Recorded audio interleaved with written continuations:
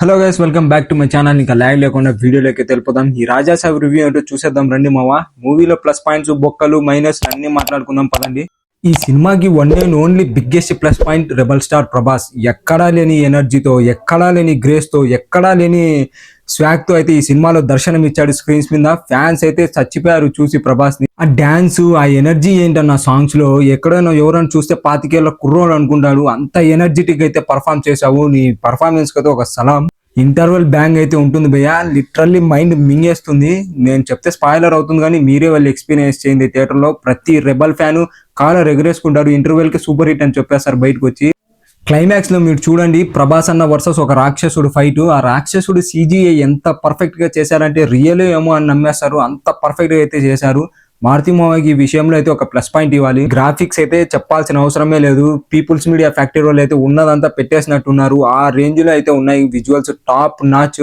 ఏదో ఒక Hollywood cinema visuals చూసినట్టు ఉన్నాయి. ఈ ముగ్గురు బ్యూటీస్ తో ప్రభాస్ అన్న రొమాన్స్, డాన్స్, సాంగ్, ఆ ముగ్గురుతో కలిపి ఒక సాంగ్ ఉంటుంది భయ్య. థియేటర్ లో చూస్తే మీకు పిచ్చెక్కుతుంది. ఇంకా యూత్ అయితే పడి చచ్చిపోతారు ఆ సాంగ్ కి. మీరైతే చెత్త రివ్యూస్ చెప్పే వాళ్ళని అయితే అస్సలు నమ్మకండి. టమాటాలు అమ్ముకునే వాళ్ళని, నేను అన్ని డాలర్లు ఖర్చు పెట్టాను, $30 ఖర్చు పెట్టాను, వాళ్ళ మాటలు అయితే అస్సలు వినకండి. సినిమాకి అయితే వెళ్ళిపోండి. ఫ్యామిలీ ఆడియన్స్ తో చూడాల్సిన సినిమా ఇది.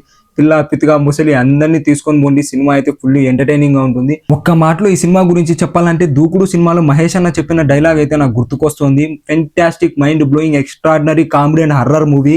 తప్పకుండా వెళ్ళి ఎంజాయ్ చేయండి. మీకైతే ఫుల్ ఎంటర్టైన్ అవుతారు థియేటర్ లో. లాస్ట్ బట్ నాట్ లీస్ట్, మామూలుగా ప్రభాస్ అన్న స్టైల్ గా సిగరెట్ వెలిగిస్తే, స్టైల్ గా నడుచుకొని వస్తేనే గూస్ బంప్స్ వచ్చిపోతాం. అలాంటిది ఈ సినిమాలో ఆయన ఫైట్స్ చూస్తే నిజంగానే పోతాం.